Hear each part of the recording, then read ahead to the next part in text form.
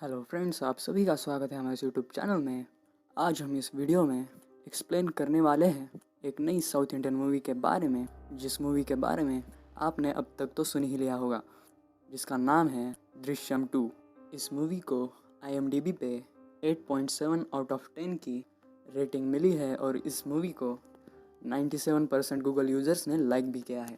ये मूवी इसके original language में मतलब मलयालम में अमेज़ॉन प्राइम पे अवेलेबल है, जहाँ से इस मूवी को आप देख सकते हो। तो चलिए वीडियो को शुरू करते हैं। मूवी के शुरुआत में हमें देखने को मिलता है कि एक आदमी पुलिस से बचते हुए इधर उधर भाग रहा होता है। ऐसे ही भागते भागते वो बंदा किसी एक जगह पे जाके रुकता है।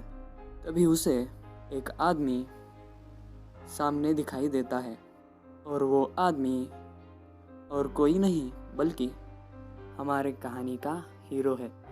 और तभी वो बंदा वहाँ से भी भाग जाता है और भागते भागते वो बंदा एक घर के पास आता है। तभी वो चिल्लाने लगता है, मैरी मैरी, दरवाज़ा खोलो। मतलब वो आदमी उस औरत से हेल्प मांग रहा होता है। तभी वो औरत खिड़की पे आती है। ये आदमी उसे कहने लगता है, मैरी दरवाज़ा खोलो। तभी इसी बीच पुलिस वहाँ पे आके उस आदमी को पकड़ लेती है और यहीं से अगला सीन स्टार्ट होता है। इसके बाद सीधा 6 साल बाद का सीन दिखाई दिया जाता है। वहाँ पे हमें हमारे मेन कैरेक्टर की मतलब हमारे हीरो की स्वीट सी फैमिली दिखाई जाती है। हमारे हीरो का नाम जॉर्ज है और उसका केबल टीवी का कारोबार है। उसके पिताजी ने उसके नाम कुछ ज़मीन की हुई होती है। उस पे जॉर्ज सिनेमा थिएटर का कंस्ट्रक्शन करता है। अगर आपने पहली मूवी देखी हुई होगी तो आपको पता ही होगा कि हमारे हीरो को मूवीज़ देखने का शौक़ कितना रहा है। तो इसी शौक़ के चलते वो शायद खुद का ही सिनेमा घर बनाता है और इसी शौक़ के चलते जॉर्ज एक मूवी का प्रोडक्शन भी करना चाहता है। इसी के चलते वो एक स्क्रिप्ट राइटर को 1 लाख रुपए एडवांस दे देता है और इसी में ही उसका अब तक का खर्चा 1.3 लाख हो चुका होता है। इसी बीच रानी मतलब हमारे हीरो की वाइफ उसे समझा रही होती है, हमारी दो बेटियां हैं, क्या तुम उनके फ्यूचर के बारे में ज़रा भी सोचते हो? हमें उनकी शादी करनी है। अगर तुम इसी तरह पैसा बर्बाद करते रहोगे तो तुम अपनी बेटियों की शादी कैसे करोगे? लेकिन जॉर्ज अपने पैशन को पूरे मन से फॉलो करना चाहता है। उनके घर के पास ही एक छोटी फैमिली रहती है, जहाँ पे एक आदमी जिसका नाम है साबू और उसकी वाइफ जिसका नाम है सरिता रहते हैं। साबू अपनी पत्नी को शराब पीने के बाद मारता पीटता रहता है और इसी बीच जॉर्ज और रानी आकर सरिता को बचाते रहते हैं। जॉर्ज रानी को कहता है कि तुम अपने पति की कंप्लेंट पुलिस में कर दो, पुलिस इसको सुधार देगी। लेकिन सरिता को इस बारे में अच्छा नहीं लगता। जॉर्ज की एक बड़ी बेटी होती है जिसका नाम है अंजू। अंजू अब बड़ी हो गई होती है और वो हायर स्टडीज़ कर रही होती है। उस हादसे को 6 साल हो गए होते हैं जो अंजू के साथ हो चुका है। अगर आपने पहली मूवी देखी है तो आपको पता ही होगा। जॉर्ज के गांव वाले 6 साल के बाद भी उस हादसे को नहीं भूले हैं। वो उस हादसे के बारे में कई सारे रूमर्स फैला रहे होते हैं, लेकिन जॉर्ज ब्रेव होने की वजह से उन लोगों की बातों पे ध्यान नहीं देता। उसके बाद जॉर्ज अपने केबल टीवी ऑफिस में आता है और वहाँ पे उसने 2 सीसीटीवी कैमरास को इंसर्ट किया हुआ होता है और इसी तरह अपने थिएटर के पास भी जॉर्ज इन सीसीटीवी कैमरास की फुटेज अपने फ़ोन में देख सकता है ताकि वो घर बैठे ही इन दोनों जगह पे नज़र रख सके। जॉर्ज के ऑफिस के पास ही एक छोटी सी होटल होती है जहाँ पे उसकी काफ़ी खासी जान पहचान होती है और होटल के ओनर का नाम है सुलेमान। इसके बाद अगला सीन दिखाया जाता है जिसमें हमें उसके थिएटर की फुटेज दिखाई जाती है। जॉर्ज ने अपने थिएटर का नाम रानी ही रखा हुआ होता है, मतलब अपने पत्नी का नाम। तभी एक बंदा जॉर्ज से मिलने को आता है जिसका नाम है प्रभाकर। प्रभाकर वही आदमी है जिसके बेटे को जॉर्ज ने मारा है। वो जानना चाहता है कि उसके बेटे की लाश कहाँ पे है, लेकिन जॉर्ज कुट्टी उस आदमी को साफ नकार देता है। वो कहता है कि वो चीज़ अब मेरे हाथ में नहीं है। उसके बाद प्रभाकर वहाँ से चला जाता है।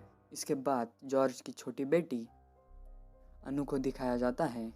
वही अनु जो पहली मूवी में छोटी थी वो अब बड़ी हो चुकी है। वो एक कॉलेज में पढ़ती है।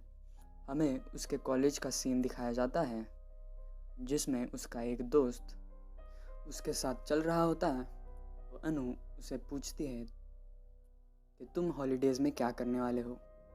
उसका दोस्त उसे कहता है कि हम एक शॉर्ट फिल्म बनाने वाले हैं, फिल्म की स्टोरी सुनना चाहोगी। तो अनु एक्साइटेड हो हाँ कह देती है। तो उसका दोस्त उसे कहता है कि एक दिन ज़ोरदार बारिश में एक लड़की अपने घर में अपने कमरे में सोई हुई होती है। बीच में ही उसकी नींद खुल जाती है और वो खिड़की की तरफ देखने लगती है। तो उसे एक आदमी एक लड़की को कंधे पे उठाए हुए दिखता है। वो आदमी उस लड़की को वहाँ पे रखता है। वो एक बगीचा होता है जहाँ पे वो आदमी गड्ढा करने लगता है। इसी बीच वो आदमी इस लड़की को देखते हुए देखता है। वो आदमी भाग के आता है और इस लड़की का गला पकड़ लेता है।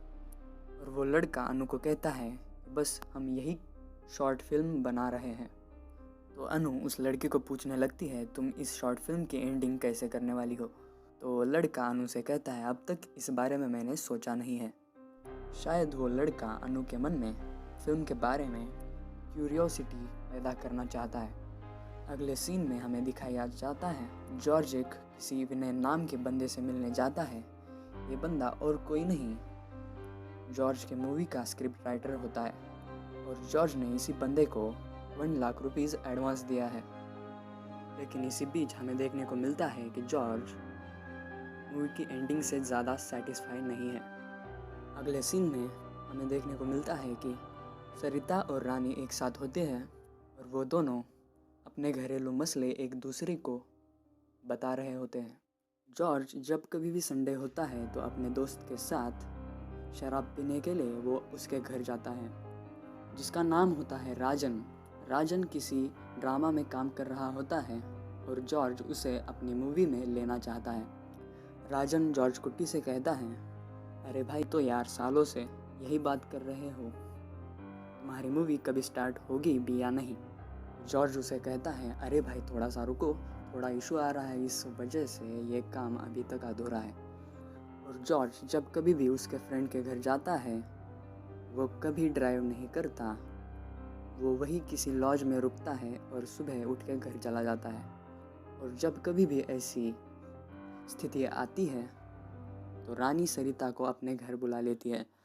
और इसी बीच सरिता रानी को जो गांव में रूमर फैल रहा है उसके बारे में बताती है। लोगों के जॉर्ज और उसकी बेटी के बारे में ख्याल सुन के रानी को रोना आता है। ये सब सुनते सुनते रानी बोलती है ये सब गलत है और बीच में ही अपना मुंह बंद कर लेती है। जब सुबह हो जाती है तो सरिता अपने घर वहाँ से जॉर्ज कुट्टी आ रहा होता है। वो देखता है कि सरिता के माथे पे एक चोट होती है। वो उस बारे में उसे पूछता है। सरिता बोलती है हाँ मेरे पति ने मारा है।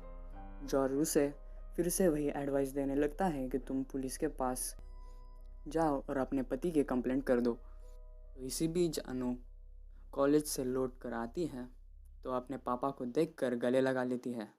अनु थोड़ी मॉडर्न किस्म की लड़की होती है तो उसकी माँ रानी उसे समझाती रहती है ऐसे कपड़े मत पहना करो ब्ला ब्ला।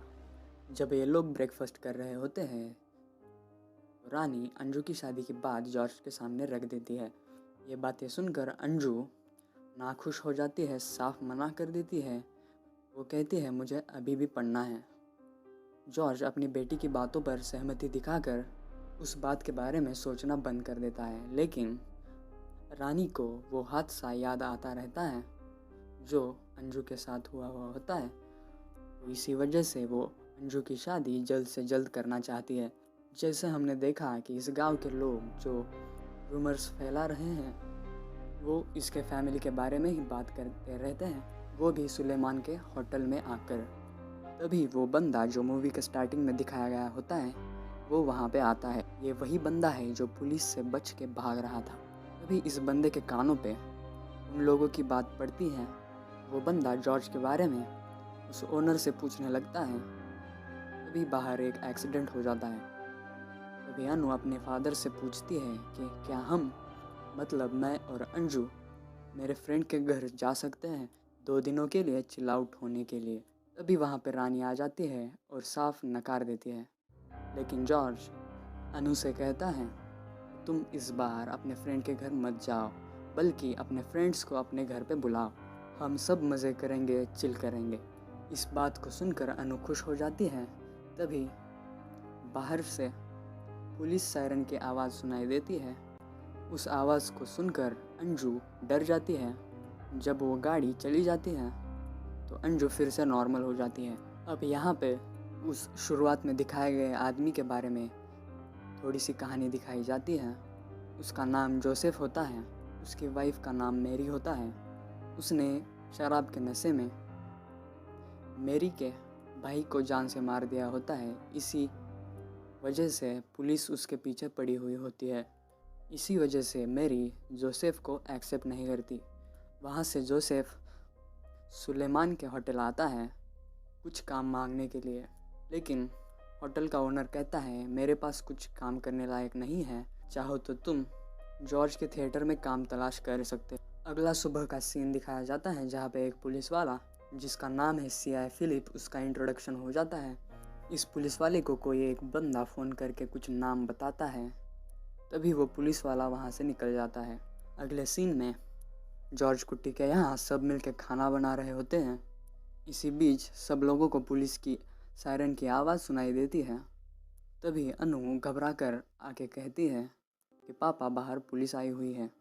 तभी जॉर्ज अनु को समझाता है अगर पुलिस अपना दरवाज़ा खटखटाए तो तुम जाके दरवाज़ा खोल लो और घबराना मत। जैसा जॉर्ज ने कहा था उसी तरह से पुलिस उनके घर आती है और अनु दरवाज़ा खोलती है। ओपन करने के बाद फिर से अनु घबराते हुए जॉर्ज के पास आती है और कहने लगती है पापा वो मम्मा के बारे में पूछ रहे हैं। ये सुनकर सब घबरा जाते हैं, लेकिन जब वो सब बाहर आते हैं तो उन्हें एक्चुअल बात पता चल जाती है। रानी ने साबू के बारे में कंप्लेंट की हुई होती है, जिसके वजह से पुलिस वहाँ पे आई हुई होती है और इसी बारे में पुलिस पूछताछ करने जॉर्ज के घर आती है और जाते जाते उस आदमी को वार्निंग दे जाती है। और उस दिन से लेके साबू जॉर्ज की फैमिली को पसंद नहीं करता। उसी रात जब अंजू सो रही होती है तो नींद में उसके सामने गीता आती है और गीता उसे कहती है तुम मेरे बेटे को मारकर चैन की नींद सो रही हो। और उस हादसे के बाद अंजू को ऐसे दौरे बार बार पड़ते रहते हैं। दूसरे दिन इसी ही बारे में अंजू को हॉस्पिटल ले जाया जाता है, जहाँ पे एक डॉक्टर उनसे कहती है कि डरने की कोई बात नहीं है, लेकिन वो ऐसा भी कहती हैं कि अगर इसको ऐसे दौरे बार बार पड़ने लगे तो इसका रूपांतर फिट्स में भी हो सकता है। इसी वजह से जॉर्ज और रानी अनु की केयर करते रहते हैं। तो अगले सीन में हमें जोसेफ देखने को मिलता है जो उसके माँ के पास आया हुआ होता है। वो उसकी माँ को कहता है माँ मेरी मुझे एक्सेप्ट नहीं कर रही है। तभी उसकी माँ कहती है मैं बात करके देखती हूँ। इसके बाद और एक पुलिस वाले का इंट्रोडक्शन होता है जिसका नाम है रॉय। अगले सीन में देखने को मिलता है कि अनु के फ्रेंड्स उसके घर आए हुए होते हैं, वो सब चिल कर रहे होते हैं। इसी दरम्यान रानी एक जगह देखती है तो उसे दिखाई देता है कि अनु उसके एक फ्रेंड के साथ बात कर रही होती है। ये सब देखकर रानी को काफ़ी गुस्सा आ जाता है और वो अनु को डांटने लगती है कि तुम यहाँ पे चिल आउट करने की बजाय वहाँ पे क्या कर रही। और तभी वहाँ पे जॉर्ज आता है और जॉर्ज रानी को समझाता है और रानी वहाँ से चली जाती है। अनु के फ्रेंड्स थोड़ी देर चिल आउट करके वहाँ से निकल जाते हैं। आज संडे है तो रानी अपनी फ्रेंड सरिता को अपने घर इनवाइट करने के लिए जाती है, क्योंकि हर संडे जॉर्ज अपने घर नहीं होता। अगले सीन में जोसेफ की माँ मैरी को समझाने के लिए जाती है। उसकी माँ मैरी को कहती है जो सब हुआ उसे भूल जाओ और मेरे बेटे को एक्सेप्ट कर लो। इसके बाद जोसेफ की माँ जोसेफ के पास आती है और उसे कहने लगती है इन सब बातों को टाइम लगता है, कुछ दिनों बाद सब नॉर्मल हो जाएगा। उसी रात को जब रानी और सरिता साथ में होते हैं तो उनमें कई बातें हो चुकी होती है और अगला सीन दिखाई दिया जाता है जिसमें हमें पता चलता है कि असल में सरिता और उसका पति अंडरकवर पुलिस है। इन दोनों को रॉय ने जॉर्ज कुट्टी की फैमिली पर नज़र रखने के लिए रखा है। इसी बीच सीआई फिलिप्स आता है। रॉय उसे बताने लगता है ये दोनों काफ़ी सालों से जॉर्ज कुट्टी के फैमिली के पास रहते हैं नज़र रखने के लिए, और इन लोगों ने जॉर्ज कुट्टी के घर में माइक्रोफोन्स भी फिट कर रखे हैं ताकि ये उनकी बातें सुन सके। लेकिन जॉर्ज कुट्टी ने अब तक उस हादसे के बारे में एक बात भी बाहर नहीं निकाली थी। जब सरिता रानी के घर सोने के लिए आती है तब सरिता रानी से उसी बारे में पूछती रहती है, बताती रहती है ताकि कुछ भी करके रानी उस इंसिडेंट के बारे में बता सके। इसी बीच रॉय इन तीनों को वो सारी स्टोरी बताने लगता है जो दृश्यम 1 की है। अभी रॉय इन तीनों को बताता है हमें इस केस की इन्वेस्टिगेशन इसी तरह सीक्रेटली करनी होगी। इसी बीच हमें पता चलता है राजन का एक फ्रेंड जॉर्ज की इस मूवी में प्रोड्यूस करना चाहता है और कुछ दिनों बाद राजन का ये फ्रेंड इंडिया आने वाला है जो बाहर रहता है। और इसी बीच पुलिस अपनी इन्वेस्टिगेशन सीक्रेट रूप से शुरू रखती है और सरिता हर संडे को इसी बारे में रानी से पूछती रहती है, लेकिन रानी उसे कुछ भी नहीं बताती क्योंकि रानी को खुद ही नहीं पता कि जॉर्ज ने वरुण की लाश को कहाँ पे दफनाया है। तभी जॉर्ज कुट्टी को पता चलता है कि पुलिस कुछ इन्वेस्टिगेशन कर रही है। तो इसी बीच पुलिस एक आदमी के पास जाती है इन्वेस्टिगेशन करते करते। तभी वो बंदा उस दिन को, उस रात को याद करते करते उस इंसिडेंट के बारे में बताने लगता है कि उसने खिड़की से जॉर्ज कुट्टी के कार को जाते हुए देखा था। वो रास्ता चर्च सेमेट्री के पास जाता था। जब रानी और सरिता चर्च से वापस आ रहे होते हैं तभी पुलिस की कार वहाँ से जा रही होती है। पुलिस को देखकर रानी घबराने लगती है, लेकिन सरिता नाटक करते हुए उसे संभालने लगती है। जब जॉर्ज कुट्टी सुलेमान के होटल जा रहा होता है तभी वो देखता है कि एक आदमी उसके बारे में पूछ रहा होता है जो और कोई नहीं जोसेफ था। जोसेफ के जाने के बाद जॉर्ज कुट्टी सुलेमान से पूछता है कि कौन था वो बंदा जो मेरे बारे में पूछ रहा था। तो सुलेमान उसे जो भी पता है उस आदमी के बारे में वो जॉर्ज कुट्टी को बता देता है। तभी सरिता रानी को बताती है, दीदी शायद पुलिस को पता चल गया है जॉर्ज कुट्टी ने उस लाश को कहाँ दफनाया है, शायद चर्च के पास, क्योंकि पुलिस वहाँ पे इन्वेस्टिगेशन कर रही है।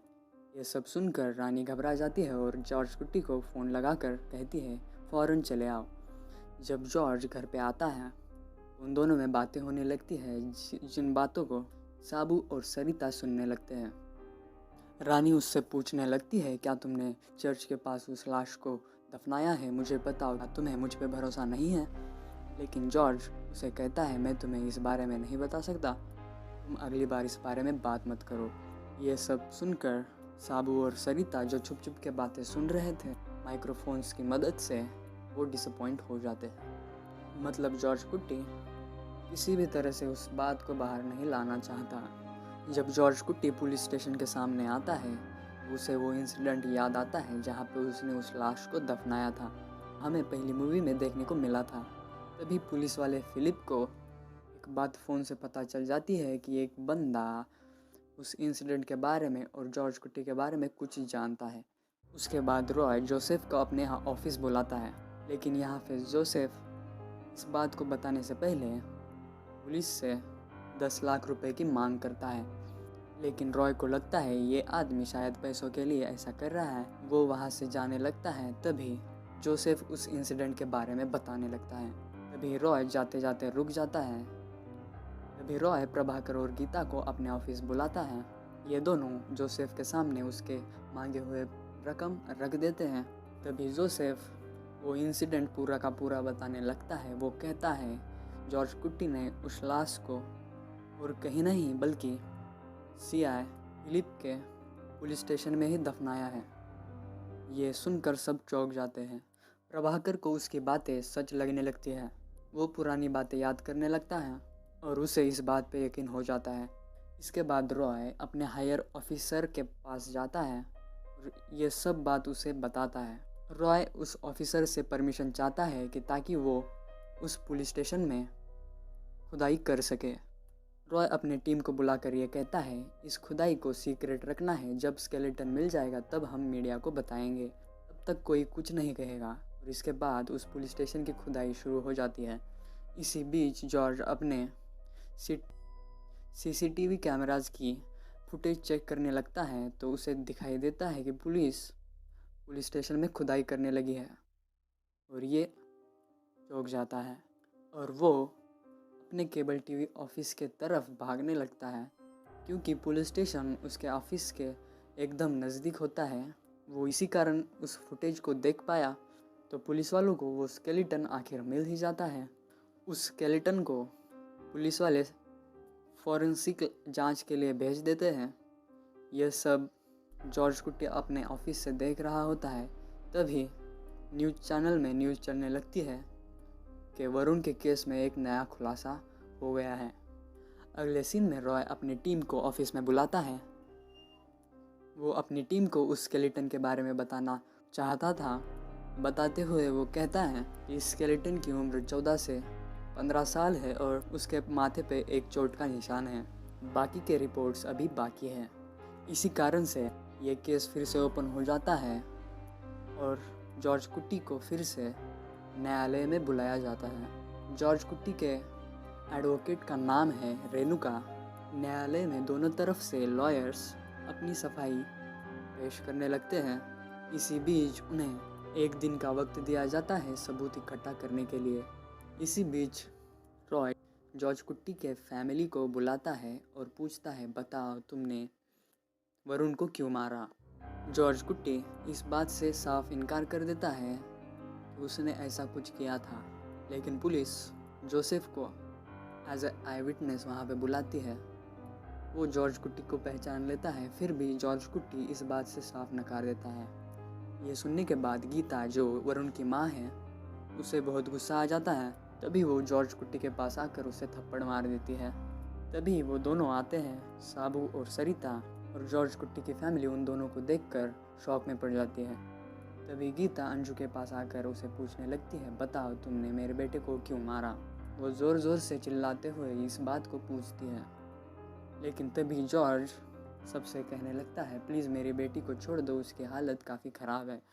जब गीता ज़ोर ज़ोर से चिल्लाने लगती है तभी अंजू को फिट्स आते हैं और वो नीचे गिर जाती है।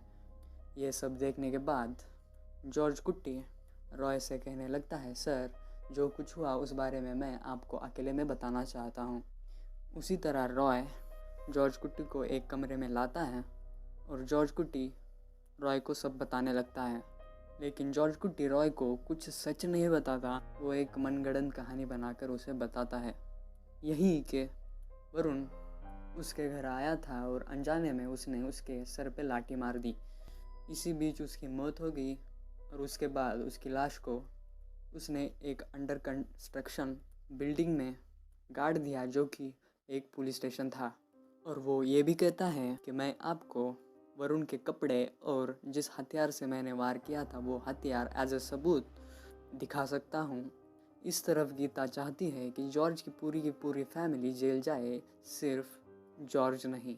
लेकिन रॉय गीता से कहता है ये इम्पॉसिबल है, पहले देखते हैं कि जॉर्ज कुट्टी क्या सबूत पेश करता है। उसके बाद दूसरे दिन पुलिस जॉर्ज कुट्टी को लेने आती है और उसे अरेस्ट करके ले जाती है। दूसरी तरफ रॉय अपने स्टाफ को अपने फार्म हाउस पे बुलाता है और कोर्ट में जो कुछ हो रहा है वो फिलिप को अपडेट करने के लिए कहता है। इसी दरम्यान विनय रॉय के पास आता है। ऑफ कोर्स विनय एक एक्टर है। विनय पुलिस को बताने लगता है कि 2 साल पहले जॉर्ज कुट्टी ये कहानी लेकर मेरे पास आया था, लेकिन जॉर्ज अपनी कहानी के अंत को लेकर सेटिस्फाई नहीं था। इसी तरह कहते हुए विनय उन सबको जॉर्ज कुट्टी की मूवी की कहानी सुनाने लगता है। यही कि कृष्ण कुमार नाम का एक बड़ा बिजनेसमैन होता है उसका एक बेटा होता है जिसका नाम है ज्योतिष। ये लड़का कॉलेज में पढ़ाई पूरी कर रहा होता है। इस लड़के को पॉलिटिक्स में काफ़ी इंटरेस्ट था। उसी कॉलेज में एक और बंदा था जिसका नाम था विदुष। इन दोनों की ज़रा भी नहीं जमती थी। ये दोनों जब भी सामने आते थे तो झगड़ने लगते थे। उसी तरह विधुराज एक दिन ज्योतिष के घर आता है और फिर से ये लड़ने लगते हैं, मारपीट करने लगते हैं। इसी बीच ज्योतिष विधुराज को मार देता है और तभी उसी वक्त ज्योतिष के माँ बाप वहाँ पे आ जाते हैं। तभी कृष्ण कुमार उस लाश को देखकर ज्योतिष और उसकी माँ को कहीं पे भेज देता है और खुद उस लाश को लेकर किसी अंडर कंस्ट्रक्शन जगह पे लेके जाता है और उसे वहाँ पे गाड़ देता है। तभी सारे पुलिस वाले समझ जाते हैं कि जॉर्ज अपनी ही कहानी को एज अ मूवी के तौर पर प्रोड्यूस करना चाहता है। और तभी गीता विनय से पूछती है तो फिर जॉर्ज कुट्टी ने अब तक अपनी कहानी क्यों नहीं बनाई। तभी विनय उसे कहता है एक्चुअली में जॉर्ज कुट्टी इस कहानी के क्लाइमैक्स से सेटिस्फाई नहीं था। 6 महीने पहले जॉर्ज कुट्टी ने एक नावल लिखा और उसे पब्लिश कर दिया, वो भी मेरे नाम से। इसी बीच फिलिप रॉय को फ़ोन करके बताता है कि जॉर्ज कुट्टी ने अपना जुर्म कबूल करने से मना कर दिया है। ये सुनकर रॉय के होश उड़ जाते हैं क्योंकि जॉर्ज कुट्टी ने अपना जुर्म रॉय के सामने कबूल किया था, लेकिन कोर्ट में जाके वो पलट गया। न्यायालय में एडवोकेट रेणुका, जिसका क्लाइंट जॉर्ज कुट्टी है, वो कहती है ये लोग मेरे क्लाइंट को फंसा रहे हैं। वो एक किताब दिखाती है, वो कहती है इस किताब की कहानी को बताकर ये लोग मेरे क्लाइंट को फंसा रहे हैं और इस बुक का नाम है दृश्यम।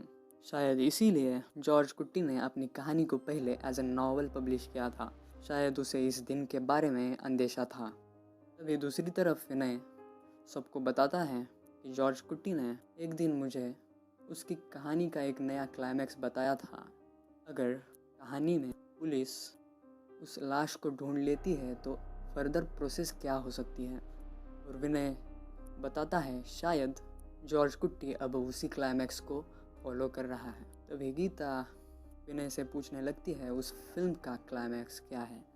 तभी इसी बीच फिलिप का फ़ोन फिर से आता है और रॉय को बताने लगता है, जो सुनकर रॉय के होश उड़ जाते हैं। यही के जो स्केलेटन पुलिस स्टेशन से मिला था उसके डीएनए रिपोर्ट आ चुके हैं और इस रिपोर्ट में ऐसा बताया गया है कि वो स्केलेटन वरुण का नहीं है। और यहीं पे पुलिस असहाय हो जाते हैं और यहीं पे केस क्लोज हो जाता है। और उसके बाद विनय उस मूवी का क्लाइमैक्स बताने लगता है। इसी बीच हमें दिखाया जाता है कि उस इंसिडेंट को होने के बाद जॉर्ज कुट्टी कभी भी शांति से नहीं रहा था। वो हर वक्त यही ढूंढता रहता कि उसी एज का, उसी हाइट का लड़का जिसकी मौत सर पर चोट लगने की वजह से हुई हो। 1-2 साल सर्च करने के बाद जॉर्ज को वैसी ही लाश मिल जाती है जैसा वो चाहता है। जॉर्ज उस बंदे के पास जाता है जो कब्र के पास होता है। वो उस बंदे से दोस्ती करता है, उससे दारू पिलाता है, उसे जो चाहिए वो देने लगता है। इसी लालच के चलते वो बंदा कब्र खोद कर उस लाश की कुछ हड्डियाँ जॉर्ज को दे देता है। ये जॉर्ज कुट्टी को पता था कि जब भी कोई स्केलेटन मिलता है पुलिस वालों को तो पुलिस वाले उसे फॉरेंसिक जांच के लिए भेज देते हैं। तो इसी सिक्स्थ सेंस की वजह से जॉर्ज कुट्टी उस हड्डियों को अपने पास रखता है ताकि जब भी उसकी ज़रूरत पड़े तो वो पूरा गेम बदल सके। फिर हमें दिखाया जाता है कि जॉर्ज न्यायालय से रिहा होने के बाद जॉर्ज को जैसे ही पता चलता है कि हड्डियाँ फॉरेंसिक भेजी गई है तभी वो उसी तरह का लालच वहाँ के गार्ड में पैदा करता है जैसा कब्रिस्तान वाले आदमी के साथ किया था। तो इसी लालच के चलते वो गार्ड दारू वारू पी के वहीं पे सो जाता है। और एक बात बता दूँ, वो सिक्योरिटी गार्ड और कोई नहीं बल्कि राजन होता है। जब राजन सो चुका होता है जॉर्ज कुट्टी उस सेक्शन में जाता है जहाँ पे वो हड्डियाँ रखी हुई होती हैं। उन हड्डियों के जगह ये अपने पास जो हड्डियाँ हैं उसे रखता है। ये सब उन हड्डियों की डीएनए जांच होने से पहले जॉर्ज कुट्टी करता है। इसी वजह से कोर्ट में उस हड्डियों का डीएनए कुछ और ही आता है, जिस वजह से केस क्लोज हो जाता है। उसके बाद जॉर्ज कुट्टी वरुण की हड्डियों को एक जगह पे लाके एसिड डाल के उन हड्डियों को डिस्पोज कर देता है। और फिर वो वाला सीन दिखाया जाता है जब केस बंद हो जाने के बाद जॉर्ज कुट्टी न्यायालय के बाहर आने लगता है। बैकग्राउंड में एक दमदार म्यूज़िक बजता है और उसमें ही हमारा हीरो जॉर्ज कुट्टी पुलिस वाले रॉय के सामने से एकदम फ़क्र के साथ निकल जाता है। बाद में हमें ये पता चलता है कि रॉय ने डिकम्पोज करने के पहले वरुण की कुछ हड्डियाँ बचा के रखी थी ताकि वो उनसे उसका अंतिम संस्कार कर सके। वो जॉर्ज उन हड्डियों को एक लिफाफे के साथ और कुछ पैसों के साथ एक पंडित के पास भेज देता है और वो पंडित प्रभाकर को और गीता को अंतिम संस्कार के लिए बुलाते हैं। अंतिम संस्कार करते हुए जॉर्ज कुट्टी दूर से सब वाक़ियात को देखने लगता है। तभी बैकग्राउंड में एक आवाज़ चलने लगती है जो हमें बता देती है कि पुलिस वाले नज़रें रखे हुए नहीं थे, बल्कि जॉर्ज कुट्टी पुलिस वालों पर नज़रें रखे हुए था।